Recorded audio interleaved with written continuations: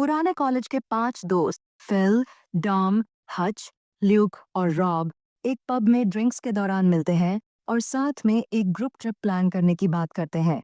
Rob सुझाव देता है कि वे स्वीडन पूर्वी यूरोप में हाइकिंग करें, लेकिन बाकी लोग इस आइडिया को तुरंत खारिज कर देते हैं। शाम को जब वे पब से बाहर निकलते हैं तो एक दुकान के पास से गुजरते हैं। ल्यूक कहता है कि उसे वोडका की एक बोतल खरीदनी है और रॉब उसके साथ दुकान में चला जाता है। दुकान के अंदर दोनों देखते हैं कि कैशियर डेस्क के पीछे दीवार से सटा हुआ बैठा है और उसकी हालत बेहद डरी हुई लगती है। तभी दो हथियारबंद लुटेरे अंदर आते हैं। ल्यूक जल्दी से एक शेल्फ के पीछे छिप जाता है, जबकि रॉब डर के मारे जड़ हो जाता है। लुटेरे रॉब को धमकाते हैं और उसका वॉलेट, घड़ी और अंगूठी मांगते हैं। रॉब वॉलेट और घड़ी दे देता है, लेकिन अपनी शादी की अंगूठी देने से इनकार कर देता है। ल्यूक, जो अब भी छिपा हुआ है, वोडका की बोतल को हाथ में लेकर लुटेरों पर हमला करने की तैयारी करता है, लेकिन वह देर कर देता है। लुटेरे रॉब को मार डालते हैं और ल्यूक सब कुछ अपनी आंखों के सामने होता देखता रह जाता है। रॉब की आखिरी इच्छा पूरी करने के लिए उसके 6 महीने बाद चारों दोस्त स्वीडन के सराक नेशनल पार्क में किंग्स ट्रेल पर हाइकिंग के लिए निकलते हैं।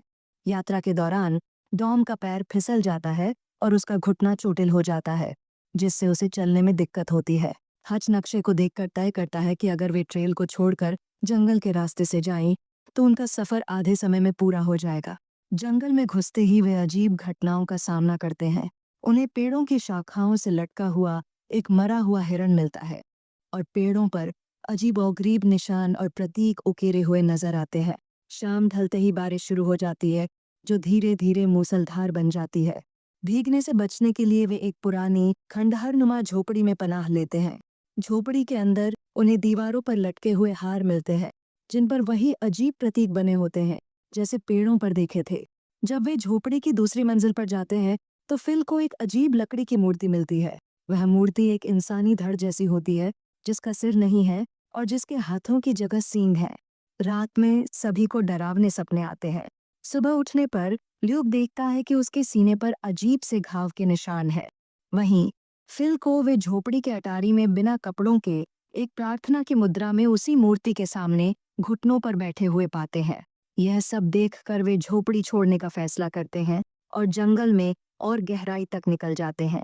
थोड़ी दूरी पर जब ल्यूक एक ऊंची चोटी पर चढ़ता है तो उसे एक पेड़ के तने के चारों ओर लिपटी हुई किसी इंसान जैसी आकृति का हाथ नजर आता है।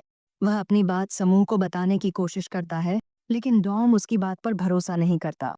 इस पर एक झगड़ा शुरू हो जाता है और डॉम गुस्से में ल्यूक पर चिल्लाता है।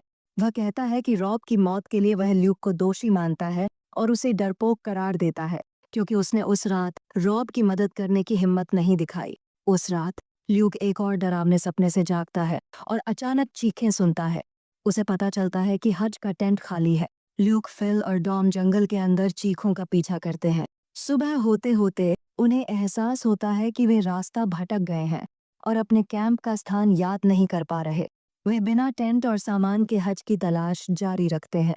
थोड़ी देर बाद वे हज को एक पेड़ की शाखाओं में फंसा हुआ पाते हैं, ठीक वैसे ही जैसे पहले उन्होंने मरे हुए हिरण को देखा था।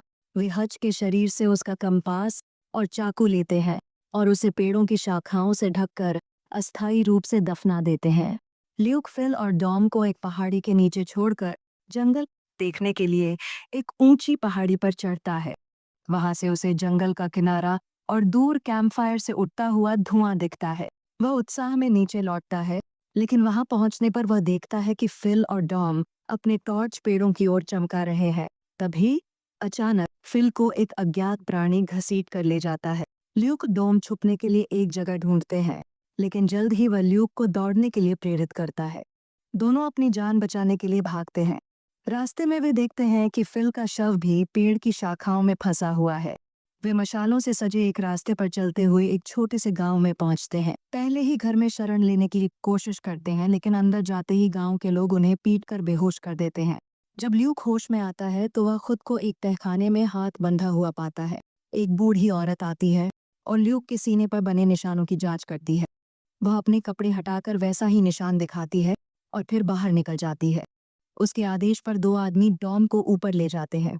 कुछ समय बाद एक जवान औरत ल्यूक को बताती है कि उन्हें एक बलि के रूप में तैयार किया जा रहा है। टॉम को बाद में वापस तहखाने में लाया जाता है। वह ल्यूक को बताता है कि उसे बलि चढ़ाया जाएगा और ल्यूक से बचने का रास्ता ढूंढने को कहता है। डॉम को एक लकड़ी के खंभे से बांधकर जंगल में ले जाया जाता है। रात होते ही जंगल से एक दहाड़ सुनाई देती है और गांव के लोग प्रार्थना करते हुए जमीन पर गिर जाते हैं।